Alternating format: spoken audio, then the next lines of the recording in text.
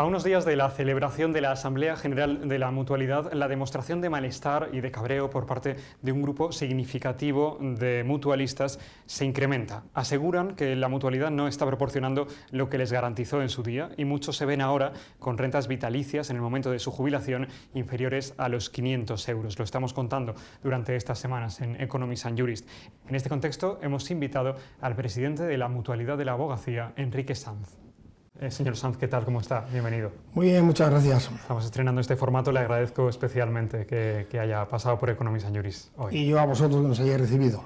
Estamos hablando de un tema que venimos arrastrando las últimas semanas. Los mutualistas se quejan de que han ido pagando en lo que estaba estipulado en ese plan de pagos que a ellos se les daba cuando se daban de alta en la mutualidad, y ahora llegan y pocos años antes de ese momento de jubilación se encuentran, dicen ellos, con una pensión que no corresponde o que no responde a lo que ellos creían que iban a tener, con pensiones que se quedan por debajo de una pensión no contributiva, rondando los 490, 480 euros, menos si hablamos de la mínima garantizada. ¿A qué responde esto? Bueno, para esto hay que entender cuál es el sistema de previsión alternativo que tiene la mutualidad de previsión social y entre ellas la mutualidad de la abogacía.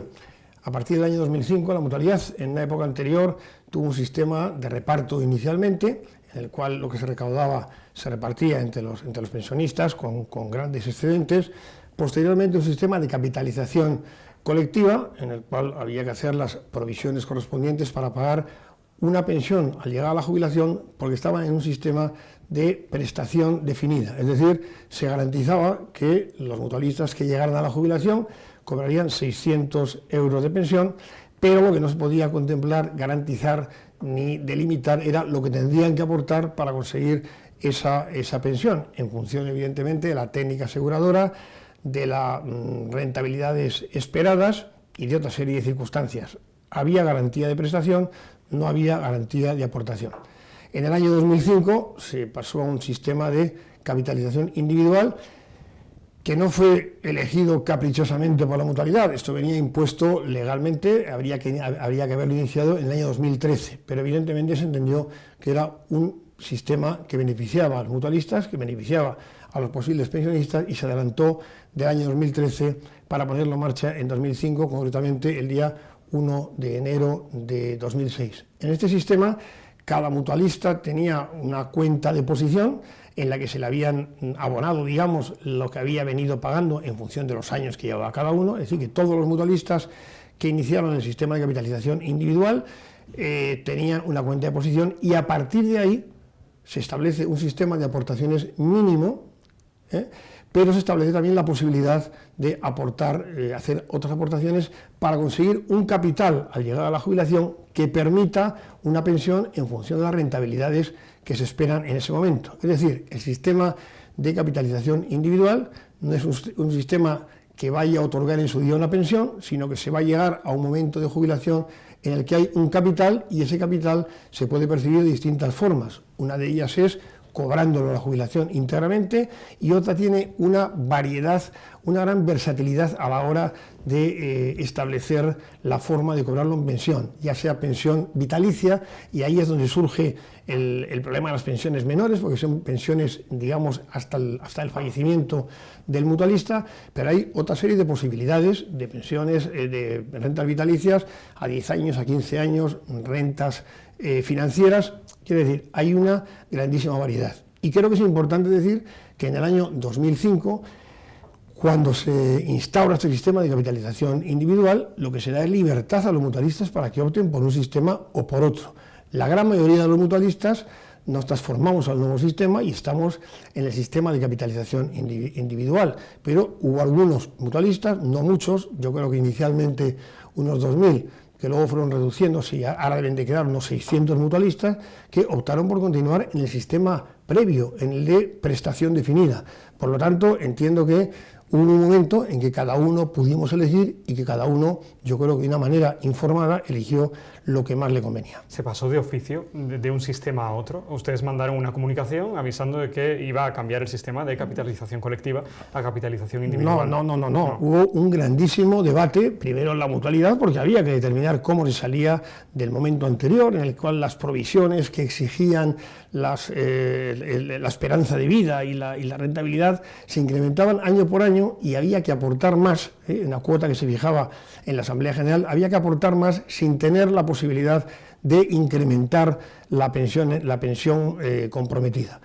Al llegar a este sistema hubo un gran debate en la mutualidad, hubo un grandísimo debate con los colegios de abogados, hubo una Asamblea General en el mes de junio de 2005 en el que, como había dudas de si era el mejor sistema, si no, si estaba suficientemente informado o no, se retiró del orden del día este punto y se llevó al mes de noviembre con muchísima más información, con muchísimo más debate, y al final fue la Asamblea General la que aprobó la transformación. No obstante lo cual, lo que se decidió fue, oiga, hay un periodo de 6 meses para que se diga si se quiere permanecer en el sistema anterior o, si no se dice nada, contestación negativa, el silencio se entiende como que se quiere uno transformar y seguir en el sistema nuevo. Así se hizo, y como digo, pues fueron unos 2.000 mutualistas inicialmente, del colectivo que había entonces, que eran 159 o 160.000 mutualistas. Hubo unos 2.000 que posteriormente se abrieron ventanas de acceso al nuevo sistema y fueron pasando casi todos y quedan un número residual de unos 600 mutualistas. Esas aportaciones mínimas de ese nuevo sistema permitían garantizar la pensión que se les había dicho a los mutualistas cuando se dieron de alta mucho antes del 95, esos 600 euros. Bueno, es que vamos a ver, como le decía, en el nuevo sistema no se garantiza la prestación, pues se establece antes, la aportación. ¿No? Se había garantizado antes con un sistema distinto, un sistema de capitalización colectiva. El problema era que había que pasar de un sistema a otro y se podía pasar o no. Evidentemente, en el nuevo sistema no había garantía de lo que se iba a recibir, había garantía de lo que se iba a aportar y, sobre todo, un hecho absolutamente novedoso para entonces y que tenía grandísima importancia. Usted puede seguir aportando y lo que aporte por encima del mínimo irá directamente a mejorar su pensión. Directamente a mejorar su capital y, por lo tanto, a preverse una mejor pensión y a recibir una mejor pensión. El sistema, desde mi punto de vista, no resiste crítica, es decir, no tiene comparación con el sistema anterior, en el que era muy difícil mover la prestación de los 600 euros, ni siquiera con el índice del coste de la vida, porque, como digo, el permanente movimiento en el incremento de la esperanza de vida y, sobre todo, el movimiento de tipo de interés exigía hacer unas provisiones que repercutían en la cuota que pagaba el mutualista, y como digo, no estaba asegurada, lo que estaba asegurada era la prestación, repercutían en la cuota que aportaba el mutualista, y aquel incremento de cuotas no era percibido por ellos, porque al final iban a recibir los 600 euros y todo ese incremento estaba en provisiones necesarias para mantener el sistema. Por ello se pasó no a la mutualidad de la abogacía, como digo, todas las mutualidades, y hoy estamos todas en un sistema de capitalización individual. En estas historias que estamos contando a lo largo de las últimas semanas, con esa movilización de ese movimiento J2 de muchos mutualistas descontentos, hemos accedido a historias que son de las más personales. Personas que con 66, 67 años se encuentran con pensiones inferiores a 500 euros. ¿Esto usted lo considera un fracaso del sistema? No, yo creo que el sistema es un sistema absolutamente vigente y con mucho futuro. Considero, en tal caso, un déficit, si usted quiere, en la exigencia de aportaciones. Es decir, ¿la responsabilidad sería del mutualista por una especie de dejación de funciones? Bueno, yo no diría responsabilidad, no quiero, parece que tiene una carga peyorativa lo de responsabilidad. Digamos que no ha habido a lo mejor una preocupación por contemplar y visionar permanentemente qué es lo que va a ocurrir a lo largo de su vida activa. Puedo decirle que en ese sentido la mutualidad no hemos estado nunca parados, es decir, que hemos seguido siempre una política de estar encima de los mutualistas, invitándolos a que puedan aportar mayores cantidades y, sobre todo, llamándoles la atención de qué podía ocurrir en la medida en que quedaran anclados en ese mínimo, que daría lugar a un capital que, por otro lado, dará mayor o menor rentabilidad en función de los tipos de interés de cada momento, de la rentabilidad que se pueda obtener, de la esperanza de vida si van a una renta vitalicia. Entonces yo no hablaría de responsabilidad, como digo, por no querer establecer una expresión un tanto culpabilística, sino yo creo que posiblemente ha habido poca atención a la hora de vigilar sus finanzas. Poca educación financiera. Porque usted sostiene que han informado permanentemente a los mutualistas. Hemos informado permanentemente y seguimos informando permanentemente. Somos la única entidad en España que desde el año 2018 trimestralmente informamos a los mutualistas del capital que tienen y por tanto de la pensión prevista que pudieran tener al llegar a la etapa de jubilación en función de 3 escenarios distintos de rentabilidad. Pero desde el día 1 de enero de este año hemos incrementado la información y por tanto la transparencia. Ahora le decimos, mire usted, esto es lo que usted ha aportado, esto es lo que le ha rentabilizado, esto es lo que hemos cobrado por primas de riesgo, por seguro de vida, por el seguro de invalidez, por el seguro de incapacidad temporal, que evidentemente se cobra porque tiene un riesgo que debe ser cobrado y debe servir para provisionar esos riesgos. Y por último, estos son los gastos que le hemos cobrado. Y a partir de ahí hacemos las 3 expectativas de pensión al llegar a la jubilación. Yo creo que nosotros en información poco más podríamos hacer, pero desde luego estamos dispuestos a incrementarla a la medida de lo posible. Nosotros no vamos a dejar a ningún mutualista colgado.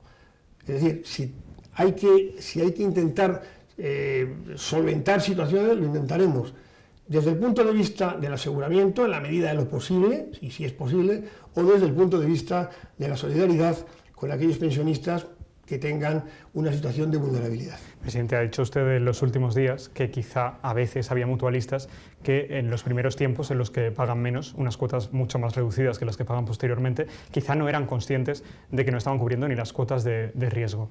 Eso lo ha afirmado usted en los últimos días. ¿Cómo es posible si se les informa bien al principio? Vamos a ver, nosotros estamos obligados a 2 sistemas en el sistema individual a la hora de cobrar las cuotas. Una posibilidad es que se garantice, y ahí sí se garantice, que como mínimo van a cobrar el 60% de la pensión mínima del RETA. Otra posibilidad es que el mutualista durante su vida activa aporte el 80% de la cuota mínima del RETA. Nosotros, creo que todas las mutualidades de previsión social, hemos optado por esta segunda salida, es decir, que el mutualista aporte el 80% durante su vida activa de la cuota mínima del RETA. Es verdad que es un sistema de cuotas crecientes y por tanto empiezan aportando pequeñas cantidades, también pasan en el RETA los primeros años, aportan pequeñas cantidades y es una cuota que va increciendo hasta llegar a los últimos años de la jubilación. Por lo tanto, el mutualista a lo largo de toda su vida activa tiene que haber aportado el 80% de lo que en toda su vida activa habría aportado al RETA. Por eso digo que no era ninguna recriminación a nadie, no, es algo que está contemplado, pero que es verdad que cuando algún mutualista, ahora que está en los últimos años, paga 300 o 400 euros al mes, no debe pensar que esto lo ha pagado toda la vida, porque inicialmente pudieron ser 25 o 30 euros al mes lo que se pagaban, y de ahí decía yo, en aquel momento ni se cubrían las cuotas de riesgo, pero esto está compensado en la medida en que hay una cuota creciente que en los últimos años de su vida activa pues se pagan mayores cuotas. Le voy a hacer una pregunta que es prácticamente de sí o no. ¿Se puede, aportando menos a la mutua, obtener más que en el RETA? Se puede, aportando menos a la mutua, menos que en el RETA, eso es, obtener algo más en el RETA. Pues dependerá de cada situación particular. Habrá que analizar cuándo han empezado a aportar. Es decir, esto antes me decía, se refería usted también a otra cuestión, sí, que había habido algunas, simulaciones que salían fallidas. Bien, las simulaciones hay que hacerlas con los datos reales, y, utilizando la aplicación, porque puede ser que se cometa un error al utilizar la aplicación, pero desde luego aportando menos a la mutua que en el RETA, pues se podrá llegar desde luego a pensiones que puedan estar no semejantes seguramente por debajo del RETA, seguramente por debajo del RETA. Se lo digo porque... Pero claro, eso ha exigido un menor sacrificio. Claro, yo se lo digo porque en 2016 en la página de la mutualidad sí figuraba que con un importe menor en las cuotas, llegado el momento de la jubilación, el abogado a partir de los 67 podría cobrar más en la mutua que en el RETA. Sí. ¿Han cambiado las cosas sí, en tiempo a esta parte? No, es que en el año... Primero, ¿han cambiado las cosas? Sí. Han cambiado las cosas, por supuesto. Han cambiado las cosas porque en el año 2016 los tipos de interés estaban como estaban. En esos años la mutualidad compró deuda pública al 5, al 6, al 7%, y los años últimos pasados pues había que comprar deuda pública pues en el 2, el 2,5, el 3, el 3,5, bueno, e incluso ha habido quien lo ha comprado a tipos negativos. No desde luego la mutualidad. Lo que pasa es que ha habido un momento en que a partir de años se exigían mayores aportaciones, y esas mayores aportaciones iban a dar lugar a una mejor pensión esperada. Pero insisto, cuando hablamos de pensión a cobrar, hablamos siempre de pensión esperada. Es decir, hay un momento que es absolutamente disruptivo en la mutualidad. Hasta el año 2005 se garantiza una pensión, a partir del año 2005 se garantiza que con unas aportaciones mínimas se llegará a un capital y se ofrece la gran oportunidad. Es un sistema basado absolutamente en la responsabilidad y la libertad de los mutualistas. Se ofrece la gran posibilidad de que aportando más dinero, con una ordenada, un ordenado ahorro a lo largo de la vida, y que no tiene tampoco que ser continuo y constante, porque puede ser en función de años que tengas, más o menos beneficios, se puede llegar a una pensión en la cual te la has diseñado tú mismo. El gran problema del RETA es que no dependemos de nosotros mismos. El gran problema es que dependemos de decisiones políticas, ¿no? Y que en un momento dado se pueden subir las aportaciones, se pueden subir las cotizaciones, y en otro momento dado ahora se están ajustando a las pensiones al IPC, pero no ha sido así en otros momentos, ni tampoco sabemos si en el futuro esto va a continuar la senda que se ha iniciado. Por tanto, yo creo, la gran fortaleza del sistema de capitalización individual es precisamente la capacidad de definir cada uno su previsión social. Y además yo creo que en todos los países desarrollados, desde luego en todo el entorno de la OCDE, cualquier modificación del sistema de reparto en el que están todos los países va dirigido a complementarlo con sistemas de capitalización individual. Ahora mismo la ley del ministro Escrivá de fondos de potenciación del segundo pilar de previsión, de los fondos de promoción pública y de los planes de empleo, a lo que va es a eso. Vamos a tener un primer pilar, un suelo, digamos, de retorno en la jubilación del primer pilar, pero vamos a complementarlo con el segundo pilar y a ser posible también con el tercer pilar de ahorro individual. Y a eso es a lo que se dirigen los sistemas de pensiones, a que las fuentes que recibe de los retornos que recibe el trabajador que llega a la edad de jubilación, pues en una parte importante vengan del sistema público, pero en otros porcentajes que pueden estar en el 20-30% sean de los sistemas de empleo, de los planes de empleo, y en un 10-15% del ahorro individual. Sabe que hay miles de personas que estarán viendo esto ahora mismo y que no estarán de acuerdo con esa gran oportunidad que usted ha mencionado. ¿Cuál es la ventaja de pertenecer a la mutualidad? Porque realmente tienes que aportar un poco menos a nivel final. No sé si vas a obtener mucho más, usted me lo dice. Es verdad que usted me dice, bueno, aquí dependemos solamente de nosotros, no dependemos del colectivo, pero ¿cuál es la gran ventaja de pertenecer a la mutualidad? Hombre, la gran ventaja de pertenecer a la mutualidad, algunas ya las he puesto de manifiesto. Yo creo que la más importante... Yo le repreguntaba porque habrá mucha gente que diga, si esto se me hubiera planteado en estos términos tan claros como los que está explicando usted aquí, y no lo sé, si ustedes lo hicieron seguramente, quizá no me hubiera dado de alta en la mutualidad, que es lo que nos han dicho muchos mutualistas. A nosotros nos dijeron que pagando mucho menos obtendríamos algo pues, mucho más ventajoso. No sé si en todo momento ellos han estado informados. Bueno, pagando mucho menos... O pagando algo menos. Pagando algo menos, sí. Pero lo que niego es la mayor. Yo no digo nunca que pagando menos vayan a percibir más. Es verdad que se dicen muchas cosas, en algunos momentos de un modo desabrido, ¿no? Pero a mí me gustaría más poderme sentar con estos mutualistas y poderles explicar cuál es la posición de la mutualidad y cuáles son esas fortalezas que tenemos en el sistema de capitalización individual. Lamentablemente, como digo, yo veo mucho movimiento vamos, me cuentan que hay mucho movimiento en redes sociales, veo alguna vez algunos de los mensajes, pero lo que no veo es capacidad de diálogo. Nosotros, lo primero que hemos hecho cuando han surgido todas estas, digamos, bueno, alarmas movilizaciones, lo primero es empezar a implementar una campaña de información en todos los colegios. Yo creo que vamos a acudir a los 30 o 35 colegios, a todos los que nos lo han pedido. Informar, organizar sesiones online de información abiertas a todos los mutualistas, pero sobre todo intentar comunicar con aquellos que tienen estos problemas. Y la verdad es que, salvo algunos colectivos con los que estamos en vías de diálogo, digamos el colectivo que más se manifiesta, que es este colectivo AJ2, la verdad es que les hemos invitado a reunirse con nosotros y hemos recibido la callada por respuesta. Hablaremos más de este tema, si le parece, cuando hablemos de la Asamblea y de la representatividad. El Real Decreto 2/2023 contempla una actualización de las pensiones del RETA de un 10%, y además está contemplando, mirando esas pensiones mínimas que quedarían en el RETA, pues incrementarlas incluso o actualizarlas con cifras de hasta un 22%.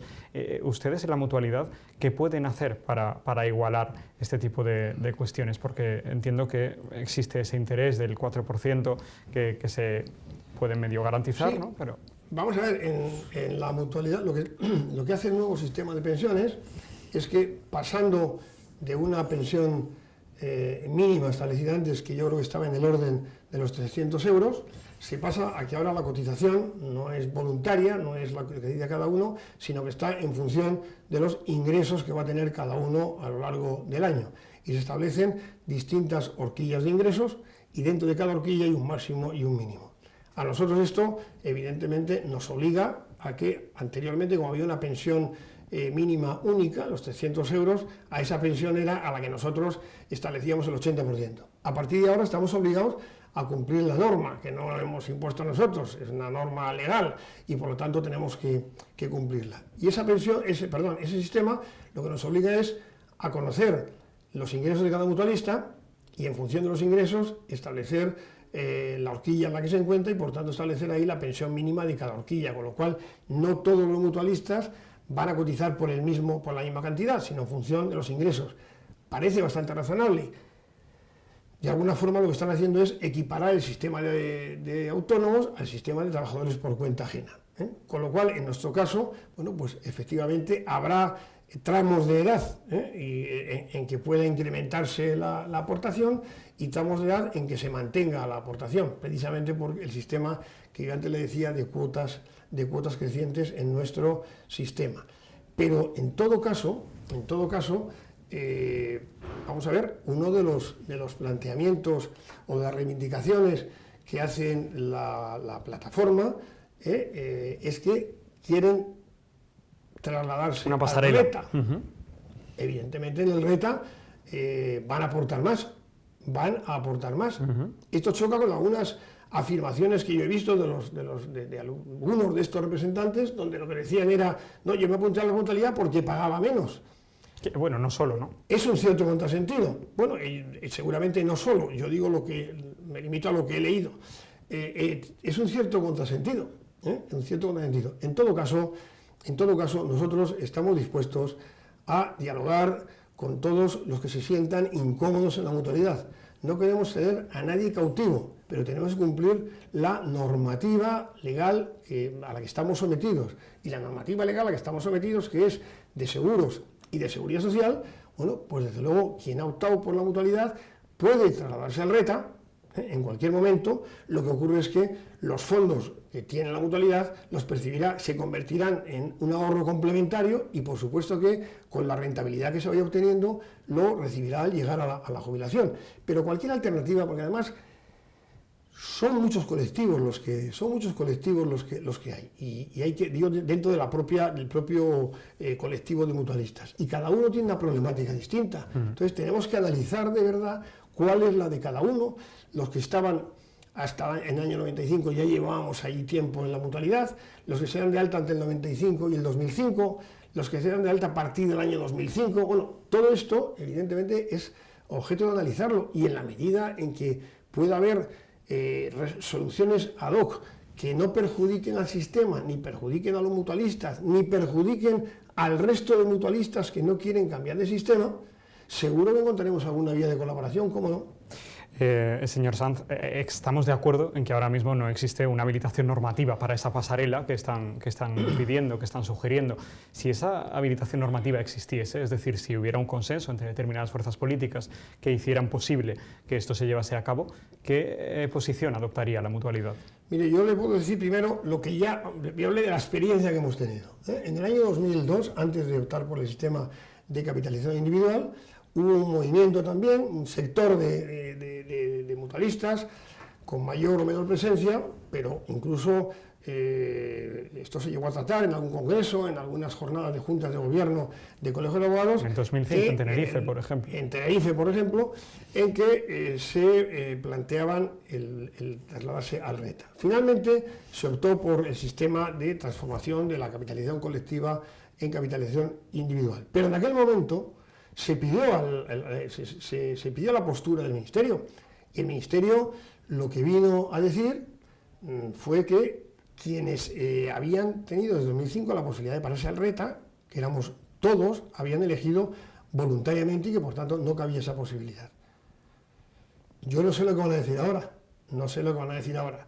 Desde luego, yo le puedo decir que creo en el sistema de alternatividad, que creo firmemente en el sistema de alternatividad. Cuestión distinta es cómo se desarrolla y cuestión distinta son los detalles, fundamentalmente a la hora de las aportaciones. Pero, aun creyendo en el sistema de alternatividad, insisto, si alguien se siente incómodo y hay alguna posibilidad de que sin perjudicar al sistema y sin perjudicar a los mutualistas que se quedan en el sistema que están, en el que unos y otros lo eligieron voluntariamente, si hay alguna posibilidad, reitero, en que pudieran acceder al sistema de RETA, y pues, si se fueran a sentir allí más confortables, pues nosotros estamos dispuestos a ponernos a estudiarlo, sin ninguna duda. La mutualidad, usted me dice si el titular es correcto o no, la mutualidad, en caso de existir una habilitación normativa y en caso de que no perjudique al resto de mutualistas, ¿estaría dispuesto o no pondría trabas a los mutualistas que estén incómodos dentro de la mutualidad para que se marcharan al RETA? Si hay habilitación normativa, y para que haya habilitación normativa, tendrá que estar garantizado la estabilidad de los mutualistas actuales. En ese punto concreto, insisto, si hay habilitación normativa y si no interfiere ni en el sistema ni en los miles y miles de mutualistas que están muy a gusto en la mutualidad. Nosotros lo estudiaríamos, lo valoraríamos, es que hay muchas variables, pero desde luego estamos dispuestos a hablarlo, a negociarlo, a comentarlo con la Administración y a que entre todos lleguemos a la solución que no perjudique ni a unos ni a otros. Presidente, usted sabe que este tema no es solo cuantitativo, no solo depende de si ganas más, menos, aportas más, menos, sino también cualitativo, de cuáles son esas prestaciones, qué es lo que le ofrece la mutualidad, y por eso le preguntaba yo antes cuáles son también esas ventajas. Le voy a poner dos supuestos. Uno es un abogado que enferma de cáncer, está un año convaleciente sin poder ejercer su profesión, se recupera y posteriormente vuelve a ejercer la abogacía, pero recae. ¿Esa recaída durante unos meses estaría cubierta por la mutualidad? Pues usted en este momento tendría que ver exactamente la normativa, no sé exactamente los plazos que hay entre una baja y otra baja, pero desde luego una baja prolongada, como sería un año, bueno, también la Seguridad Social tiene una baja de que llegando a 18 meses hay que pasar tribunal y hay que ver si estás o no estás invalidado. No sé en este momento, transcurrido el periodo de los 12 meses, qué periodo tiene que pasar para que vuelva a computarle y vuelva a activarse la baja. Pero vamos, desde luego no estaremos, pienso yo, en un régimen muy distinto de Seguridad Social. Vale, porque algunos abogados sí que nos han contado que es que esto no lo cubriría. De todas formas, es que, vamos a ver, somos dos sistemas diferentes. O sea, la mutualidad no es un sistema sustitutivo del sistema público, es un régimen alternativo. Y los dos sistemas tenemos fortalezas y debilidades, ¿no? Pero los dos sistemas permiten perfectamente que al llegar a la edad de jubilación uno tenga unos retornos que le permitan tener una vida digna durante el periodo pasivo, durante el periodo de jubilación. Bueno, a partir de ahí, en la mutualidad, por ejemplo, por ponerle un ejemplo, como usted me ponía de manifiesto anteriormente, si alguien tiene un ahorro, el que sea, para su jubilación y por tanto su capital de jubilación, próximo a lo mejor ya a la edad de jubilación, y tiene en un momento dado una invalidez, pues se le reconoce una pensión de invalidez y además tiene ahí todo su ahorro para disponer de ello durante el resto de su vida. Eso no pasa en la Seguridad Social, donde uno cobra la pensión de invalidez o la pensión de jubilación. En la mutualidad, como le decía, hay un planteamiento, y lo reitero porque me parece muy importante, que es la capacidad de que cada uno diseñe su jubilación como pueda y cuando pueda. Al llegar a la edad de jubilación, que es una de las reivindicaciones de la plataforma, oye, queremos que al llegar a la edad de jubilación se siga pudiendo trabajar. Pues claro, pero así llevamos de siempre. Es decir, que un mutualista se jubila, empieza a disponer de su capital en la forma que considere oportuna y puede seguir trabajando, cosa que no ocurre en el RETA. O sea, que son, insisto, sistemas diferentes, pero que los dos, como digo, bien aplicados, permiten obtener unos retornos suficientes al llegar a la edad de jubilación. Usted me decía antes, ¿aportando menos se percibe más? No podemos entender, no podemos establecer como regla en ningún ámbito de la vida que aportando menos comparativamente se perciba más. Pero aportando lo mismo a lo mejor sí. Aportando lo mismo sí. Es decir, aportando la mutualidad desde el día 1, lo mismo que se aporta al RETA desde el día 1, le aseguro que el capital, seguramente el capital consolidado a la de la jubilación, sí le permitirá cobrar más que en el régimen público. Pero claro, es una gran diferencia la que se produce entre un régimen y otro de aportaciones. En la Seguridad Social, los pensionistas cuando tienen que ir a la farmacia y comprar un medicamento, pagan el 10%. El sistema público asume el 90% restante. ¿Ustedes tienen alguna prestación farmacéutica en este sentido? Nosotros no tenemos prestaciones de salud. Es decir, tenemos un seguro de salud para que aquellos mutualistas que quieran tener un seguro de salud privado lo puedan contratar con la mutualidad. A partir de ahí estamos en la misma situación que en el régimen público. Quiero decir que es que el sistema de salud se financia con impuestos. Es que a los profesionales en general nos tuvieron castigados durante mucho tiempo sin tener seguro de salud, sin tener acceso al sistema de salud público, pese a que se financiaba con impuestos, y nos tuvieron así desde los años finales de los 90, en que se universalizó el sistema de salud, hasta el año 2010 o por ahí, en que ya se universalizó totalmente con una limitación, que el que ganara más de 100.000 euros, es decir, el que más aportara impuestos al sistema, no podía tener el sistema de salud. Esto se resolvió mediante una sentencia del Tribunal Constitucional en la que dijo que aquello no tenía ningún sentido, anuló esa disposición y a partir de entonces tenemos un sistema de salud público. Pero el sistema de salud se financia con impuestos y por tanto tenemos el mismo derecho que el resto de los mortales. ¿Pretenden, o en esas conversaciones que ojalá tengan entre ustedes y quienes están descontentos con el funcionamiento de la mutualidad o quien se encuentra incómodo en su interior, les plantearán mejorar las coberturas que ofrece hoy por hoy la mutualidad? Les plantearemos mejorar las coberturas, digamos, prestacionales. Mire usted, nosotros en la asamblea que tenemos convocada para el próximo día 17, uno de los puntos del orden del día es precisamente incorporar una prestación más, el cese de actividad, que existe en el régimen de trabajadores autónomos, en el régimen público de trabajadores autónomos, y que nosotros queríamos incorporar porque había sido pedido por algún colectivo de mutualistas y sobre todo porque éramos sensibles a que en la medida de lo posible debemos tratar de, si no equiparar, sí perseguir las mismas prestaciones que en el régimen de autónomos. Bueno, nos están pidiendo que suspendamos la asamblea porque no quieren que se someta a debate ese punto del orden del día. Y es un seguro del cual se cubre el cese de actividad y aquel sobrante de la aportación que hace cada mutualista, que no se destine a los siniestros que se produzcan, se abonará en el ahorro de cada mutualista que ha aportado, con lo cual digamos que es una aportación que prácticamente es neutra. Pero nosotros, claro, que queremos cuantas más prestaciones mejor. Presidente, en esa asamblea que se va a celebrar en unos días, si no pasa nada y usted no me dice lo contrario, se va a celebrar en unos días, está impugnada entre otros por un sindicato, por personas de este movimiento o por lo menos han remitido un burofax de impugnación, o eso nos han dicho, y creo que le ha escrito también el decano de Sevilla, por lo menos el decano de Sevilla. ¿Por qué pretenden impugnarlo? Empezaremos por el decano de Sevilla. No, no es cierto.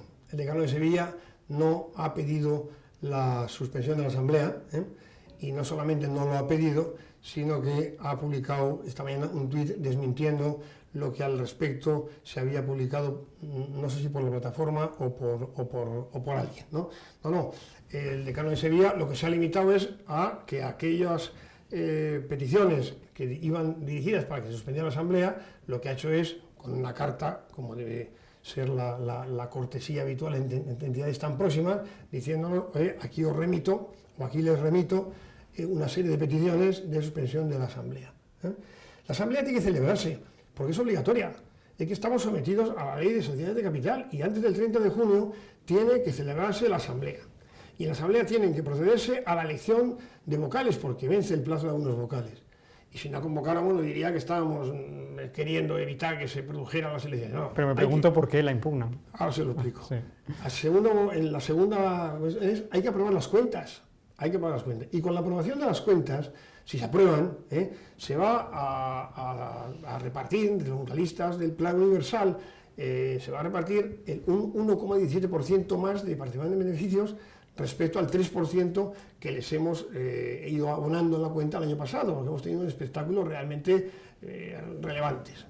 Y hay que nombrar auditores, con lo cual que se pida la suspensión de la Asamblea es absolutamente un contrasentido en relación con lo que tenemos que hacer en cumplimiento de la ley.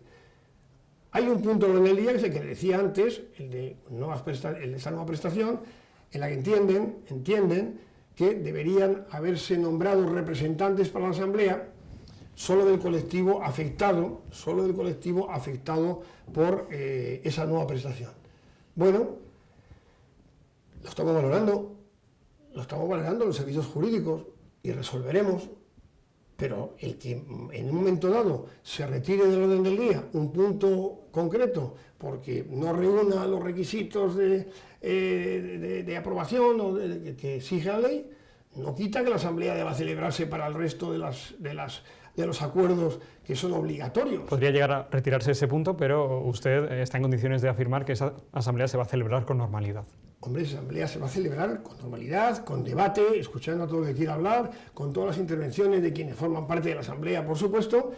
Hombre, claro que se va a celebrar, salvo ocurra, no sé, un cataclismo, sino claro que se va a celebrar. Cuestión distinta es que la Junta de Gobierno, que tenemos que reunirnos, valoremos los informes jurídicos que tenemos, valoremos las aportaciones que se han hecho desde algunos o una serie de mutualistas que nos han dicho, ya, esto no reúne, debería haberse de otra forma, lo valoraremos sin ninguna duda. Si nosotros estamos dispuestos permanentemente a hablar con todo el mundo y a escuchar a todo el mundo, a ser posible ordenadamente. ¿Cómo se hace eso? Porque nos han escrito abogados mutualistas que dicen que les hubiera encantado hablar con la mutualidad, pero que siempre que remiten escritos, que nunca obtienen contestación. ¿Esto es cierto? Se estarán refiriendo seguramente a quienes han remitido escritos pidiendo la suspensión de la Asamblea o la desconvocatoria de la Asamblea. Vamos a ver, los servicios de atención al mutualista, todos los servicios del área comercial, la Junta de Gobierno, yo recibo a muchos mutualistas aquí en hablar conmigo. Si creo que recibiéndolos yo les voy a dar mejor respuesta, si no, evidentemente les remito a quien es competente y a quien les pueda dar una respuesta mucho más eficiente. Pero vamos a ver, no creo que nadie pueda decir que le ha pedido reunirse en la mutualidad y no le han recibido. Ahora bien, si lo que los mutualistas que le han dicho a usted esto son quienes han pedido la desconvocatoria de la Asamblea, que es posible. Me han dicho, le hemos escrito al señor presidente Enrique Sanz pidiéndoles que nos invite a esa asamblea para estar allí. Eso es distinto. Hablamos de cuestiones distintas. Yo hablaba de escritos. El escrito es como tal y recibirán contestación mediante el acuerdo que tome la Junta de Gobierno, que con seguridad será conocido por todos los compromisarios que van a la asamblea y por todos los mutualistas. Cuestión distinta es la asistencia a la asamblea. Mire, ahí hay que hacer en realidad lo posible. Es decir, somos 210.000 mutualistas. Somos 210.000 mutualistas. Y por lo tanto no podemos ir todos a la asamblea. Y la mutualidad desde hace 75 años, este año cumplimos el 75 aniversario de la mutualidad, y la mutualidad desde el inicio se estableció, conforme establece el reglamento de mutualidades, se estableció que la forma de asistir a la asamblea sería mediante la elección de compromisarios. Y entonces, mediante un sistema de representación indirecta, yo le diría que de la misma forma que elegimos al presidente del gobierno, ¿no? Mediante un sistema de representación indirecta, lo que se hace es que hay una serie de mutualistas que acuden a la asamblea. A estos mutualistas se les elige en reuniones que se celebran en el ámbito territorial de cada colegio de abogados de España, los 83 colegios de abogados. Y pueden ir todos los mutualistas que quieran.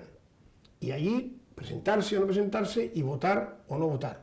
Por lo tanto, el régimen es un régimen absolutamente democrático, con la particularidad de que no tendría sentido reunir a 200.000 personas en un estadio de fútbol que tampoco tendría capacidad. En este punto le pregunto, ¿es realmente representativa? ¿Esas personas realmente representan a la mayoría? Y se lo digo porque, efectivamente, hay una serie de colegios en los que se abren unos procesos para que se elijan a representantes que luego irán a la asamblea a hablar en nombre de estas personas. Pero hay quien dice, hemos tenido 3, 4, 5 horas para votar, un solo día, no se ha difundido correctamente o con suficiente transparencia ese día de la votación y ha salido gente elegida por varios centenares de votos cuando somos en Madrid pues más de 50.000 mutualistas, ¿no? ¿Es representativa? Mire usted, no sé yo que niegue representatividad a quien ha sido elegido democráticamente. Otros son los que lo hacen y por tanto otros son los que deben dar explicaciones. Ahora bien, conozco cómo funcionan las asambleas territoriales, y es verdad que a las asambleas territoriales por lo general no van los mutualistas. Yo, a estos mutualistas que están, digamos, reprochándonos que es que no ha habido una representatividad, han ido a la asamblea, porque la asamblea se convoca. Este año hemos convocado por primera vez en los 75 años de historia de la mutualidad, se ha notificado personalmente a cada mutualista a través de correo electrónico la convocatoria de elecciones y por tanto la convocatoria a la asamblea general.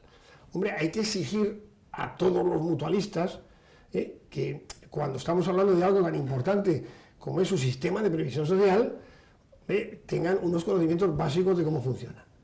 Posteriormente se han convocado en la página web, estaban todas las fechas de las asambleas territoriales. Y se han celebrado, y en unas, como Madrid, ha habido 2 candidaturas o varias candidaturas o una serie de candidaturas, y en este momento no sé cuánta gente ha votado, pero posiblemente hayan votado en el orden de 700 o 800 personas. En otros colegios pues va muy poquita gente. En otros colegios hay que buscar a la gente por los pasillos para que, oye, a la asamblea. No le digo que no sea así, pero desde luego lo que está claro es que no, eso ocurre no porque se haya puesto ningún impedimento nunca a nadie. Y llevamos funcionando así 75 años. Y esto ha funcionado y la mutualidad está donde está, con lo cual creo que pocos reproches en ese sentido y desde luego en el sentido de democracia interna y de transparencia, creo que pocas entidades privadas en España podrán ponerse a la altura de la mutualidad. Quiero hacer 2 preguntas, una más sobre transparencia y una sobre independencia. Sobre independencia, la relación que existe entre la abogacía institucional, digamos, pues hablo del Consejo General de la Abogacía, por ejemplo, de los decanos de los diferentes colegios de abogados, y la mutualidad, porque existe cierta relación. Sin duda. ¿No puede comprometer en algún momento la labor de los colegios de abogados o la independencia? Vamos a ver, la mutualidad se crea por el Consejo General de la Abogacía en el año, hace 75 años, en 1948, y se establecen los reglamentos que luego han ido modificándose, pero se establece un sistema de protectores que son los colegios de abogados y el Consejo General de la Abogacía. En aquel momento a partir de la España autonómica, se van incorporando también cuando se crean los consejos autonómicos. Y los protectores tienen la facultad, en los estatutos, de elegir ellos, democráticamente también, a 1/3 de la Junta de Gobierno. Y la vinculación que hay entre la mutualidad y la abogacía institucional, pues realmente es intensa. A partir de ahí, yo no creo que comprometa la independencia. ¿En qué? Es que lo que hay que establecer es una línea de separación entre lo que es actividad corporativa, que es la que llevan a cabo los colegios, y actividad aseguradora, actividad de previsión, que es la que lleva a cabo la mutualidad. Son dos objetivos absolutamente distintos, sin ninguna interferencia. Ahora, es evidente que la vinculación de la mutualidad con los colegios, pues ahí está, y yo creo que fruto de esa colaboración, esa leal colaboración durante muchos años, bueno, pues ha contribuido a que también la mutualidad esté donde está. Pero no todo ha sido paz a lo largo de esta historia. Ha habido momentos en que los colegios, bueno, pues estuvieron críticos con la mutualidad, por ejemplo, del año 2002 a 2005, pero todo, como siempre, se resolvió hablando. Todo se resolvió con el diálogo, algo que en este momento yo he hecho en falta. Porque usted está dispuesto a sentarse a negociar, a hablar con todas esas personas mañana. Yo estoy dispuesto, fíjese, estoy dispuesto, que ya les hemos pedido una reunión y no nos han contestado. Y fíjese, estoy dispuesto que la semana que viene tenemos reuniones con varios colectivos también de mutualistas que están también en la línea, llamémosla, crítica, y que francamente yo no sé si tienen cuantitativamente mayor representación unos que otros. Yo sé que hay uno que se mueven más en las redes sociales, pero yo no sé quién está detrás de unos y de otros. Pero es que me da igual, si ahí me llaman para reunirme, me reúno. Si no me llaman, les llamo yo. Y en este caso ha habido unos que han contestado la llamada y otros que no han contestado. Hay unos que dicen que o se impugna asamblea o no hablan. ¿Es posible? Eso he leído en redes sociales. Eso me han contado, yo no lo he leído, pero eso me han contado. No me parece una postura coherente.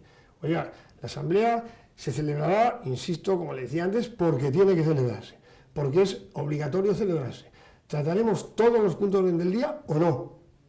Pero si a usted no le gusta lo que hacemos, tiene la vía legal. Somos abogados y decir esto me parece innecesario, pero a veces, bueno, pues conviene recordarlo. Si a usted no le gusta lo que se acuerda o sigue discrepando de lo que hemos acordado, impúgnelo, pero eso impide el hablar. Aparte de que nosotros ni siquiera hemos puesto trabas a lo que teníamos que hablar. Si querían hablar de los puntos de orden del día, hablábamos. Y si querían hablar de la desconvocatoria de la asamblea, hablamos. Otra cosa es lo que luego decidamos. Pero hablaremos de todo, sin ninguna restricción. Sobre transparencia, presidente, ¿es posible conocer cuánto cobra cada uno de los miembros de la Junta de Gobierno? Pues evidentemente es posible conocer lo que la Asamblea, ha aprobado, la política de remuneración del órgano de gobierno, y la política y el límite de remuneración. A partir de ahí, la Junta de Gobierno, en función de la política aprobada por la Asamblea y de la implicación mayor o menor, del tiempo que se dedica, de la responsabilidad que se asume, de todas estas circunstancias, este conjunto de circunstancias, pues determina lo que debe percibir cada miembro de la Junta de Gobierno. Pero lo que aquí debe de importar, y creo que es lo que importa, y creo que es lo que se ha sometido reiteradamente, digo reiteradamente porque ha sido, hasta un momento era año por año. Nosotros hace 2 años decidimos que el sistema de dietas, a mí me parecía personalmente que no era un sistema absolutamente transparente y que lo que debíamos decir era a la Asamblea: oye, miren ustedes, esta es la propuesta que hacemos de compensación a los miembros de la Junta de Gobierno, pero entendemos que la política debe cambiar. Aquí no se cobra por dietas porque hoy vengo, mañana no vengo y demás, o por reunión que se convoca, sino por la tarea que se asume y la responsabilidad que se asume. La Asamblea lo entendió así y lo aprobó. Y al año siguiente volvió a aprobarlo, ya digamos con un límite que mientras no se incremente, no hay que volver a someterlo a la Asamblea. Pero vamos, entiendo que lo que debe conocer un mutualista es: oiga, a mí me cobran un porcentaje de gastos, el que sea, ¿no? Y esto va destinado a, pues mire usted, a pagar los medios materiales, los medios humanos, y entre todo esto está también la compensación de lo que perciben los mismos de la Junta de Gobierno, que lo recibe la Junta de Gobierno, pero en aplicación de lo que dice la Asamblea y con los topes que establece la Asamblea. Disculpe, porque igual no me he enterado yo, pero entonces ¿no es posible saber lo que cobra cada uno de los miembros de la Junta de Gobierno? ¿O sí? Entiendo que no es necesario. Entiendo que no es necesario. Entiendo, insisto, que lo importante no es lo que cobra cada uno de los miembros de la Junta de Gobierno, porque al final quien percibe ese total es la Junta de Gobierno, que es un órgano de la mutualidad. Y ese órgano de la mutualidad tiene un tope de percepciones que está en este momento, creo que están en torno de 700.000 euros o algo así. 17 personas que tienen una dedicación relevante, algunos mensualmente en la Junta de Gobierno, que duran 2 días, preparación de la Junta de Gobierno, asistencia a actos, asistencia a Junta Extraordinaria, asistencia a la Asamblea y sobre todo, y muy importante, la responsabilidad que se asume como administradores de una compañía que gestiona 10.000 millones de ahorro. Otros, que es la Comisión Ejecutiva, pues se reúnen semanalmente y tienen que desplazarse semanalmente. Insisto, tienen que prepararse dosieres documentales que muchas veces tienen 300, 400 o 500 folios. Y eso no se hace viniendo en el tren, eso hay que hacerlo la tarde antes, el día antes o a lo mejor todo el fin de semana. Y otros, como el presidente, por ejemplo, pues tiene una dedicación mayor y la conversación que recibe es en ese entorno. Pero ¿qué debe importarle a la Asamblea, a los mutualistas, al conjunto de mutualistas? ¿Lo que percibe cada uno en función de la política o lo que le cuesta al órgano de administración? A mí me parece evidente. Señor presidente, ¿en qué consiste la obra social de la mutualidad? La obra social de la mutualidad se desarrolla a través de la fundación de la mutualidad, ¿no? Que tiene una parte de compromiso social en el cual, bueno, se completan las pensiones de algunos mutualistas antiguos, se ayuda a estudios, se dan becas de estudios, se dan becas para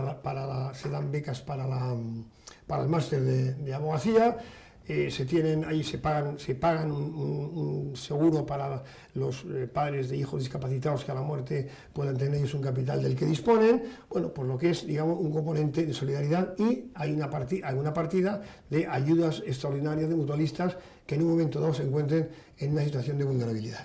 Si no estoy equivocado, presidente, y si no usted me desmiente y lo rectifico sin problema, en la Fundación Real Madrid entran 40.000 euros de la Fundación Mutualidad. ¿A qué responde esa cantidad? No sabe usted cómo le agradezco que me haga esta pregunta. Vamos a ver, nosotros firmamos un convenio con la Fundación Real Madrid, abierto a que pudiéramos firmarlo con cualquier fundación de cualquier otro club de fútbol de España. O sea, no es que tuviéramos por los colores del Madrid ninguna predisposición especial. Y lo que se hace es ayudas a formación de muchachos jóvenes, escuelas que tiene el Real Madrid, digamos con algún tipo de discapacidad o con alguna problemática particular, y lo que organizamos es un torneo de fútbol en el que participan algunos despachos de abogados, la propia mutualidad, bueno, pues gente próxima a la mutualidad y próxima a los despachos de abogados. Y con lo que recaudamos de los despachos de abogados y lo que recaudamos con ellos cubrimos los 40.000 euros. Es decir, formalmente el dinero sale de la Fundación de la Mutualidad a la Fundación Real Madrid con una finalidad concreta. Estos muchachos que deben ser susceptibles de una protección con la que queremos estar presentes en la sociedad, de alguna manera devolver a la sociedad mucho de lo que recibimos permanentemente. Pero que conste expresamente que a la Fundación no tiene coste porque, digamos que la Fundación actúa de coordinadora, firma el convenio, dispone la organización con el Real Madrid, pero el dinero que sale para la Fundación lo hemos percibido previa o posteriormente de los despachos que participan en este torneo de fútbol. Estamos entrando en los últimos minutos de esta entrevista, presidente de la Mutualidad, Enrique Sanz, hoy en Economies and Juris, y quiero que hablemos algo también de inversiones, esas inversiones que tiene la Mutualidad. Si no estoy mal informado, invierten ustedes pues, priorizando el tipo fijo, el interés fijo. Esto actualmente no sé qué perspectivas tienen de cara a los próximos años, teniendo en cuenta la volatilidad también del mercado y el flujo de los intereses. ¿Cuál es su sensación? Bueno, vamos a ver, nosotros las inversiones, como usted bien dice, tenemos del entorno del 70%, en este momento algo más del 70%, en inversiones de renta fija, y dentro de la renta fija se divide una parte es en deuda pública, ahora mayoritariamente en deuda pública, y otra parte en bonos corporativos de más de 100 emisores y con gente y entidades con una alta calificación. Bueno, nosotros lo que hacemos es adaptarnos a las condiciones del mercado, con unos criterios de prudencia que siempre nos ha cualificado a la mutualidad a la hora de hacer sus inversiones. Hemos pasado por momentos en los años de tipos negativos en que, pese a ello, nunca hemos bajado del 3,20, del 3,25% de rentabilidad. Este año pasado pudimos hacer algunas plusvalías, hemos subido al 4,17%, conseguimos un 4,64% bruto y hemos abonado a los mutualistas un 3% hasta ahora, y se aprueban las cuentas el próximo día 17, se abonará un 1,17 más. Y bueno, pues en este momento han subido los tipos de interés, estamos de alguna forma reforzando nuestra cartera con tipos de interés más positivos, y las perspectivas que vemos es que vamos a estar durante los próximos 6, 8, 10 meses con tipos de interés en el orden de los que estamos, o quizá subiendo algún cuartillo de punto, lo que nos permitirá seguir invirtiendo con la misma rentabilidad, y esperamos que a la segunda parte del año, como consecuencia de la subida de tipos, pues bajen los precios del sector inmobiliario y podamos hacer alguna inversión en inmuebles.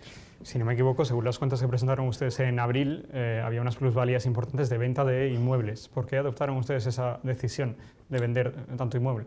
Pues mire usted, nosotros a los inmuebles no les compramos nunca con vocación de permanencia en el tiempo, sino que tenemos un sistema de rotación de inmuebles en los cuales, cuando sacamos una plusvalía, hemos sacado primero una rentabilidad durante el tiempo que han estado en nuestro poder arrendados, y posteriormente tenemos la posibilidad de obtener una plusvalía. Bueno, pues lo que hacemos es, evidentemente, conseguir las plusvalías y ir comprando nuevos inmuebles. El año pasado se produjeron dos circunstancias especiales.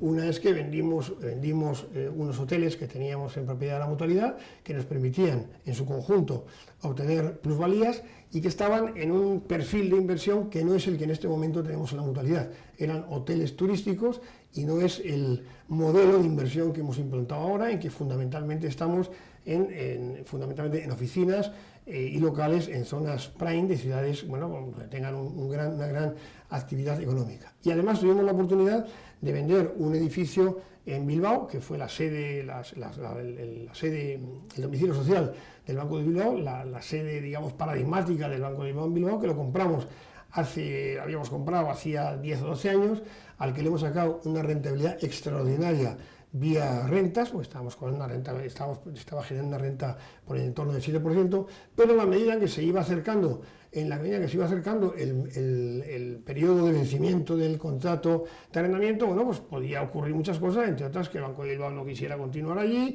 otras que pudieran cambiar las circunstancias, y tuvimos la oportunidad. No fue fue una decisión absolutamente estratégica, porque veníamos ya un tiempo queriendo hacerlo y surgió la posibilidad y conseguimos una rentabilidad magnífica, unas plusvalías magníficas, que es lo que nos ha permitido que este año haber conseguido el 4,17% frente a un sector en el que casi todas las entidades parangonables con la nuestra pues han tenido pérdidas.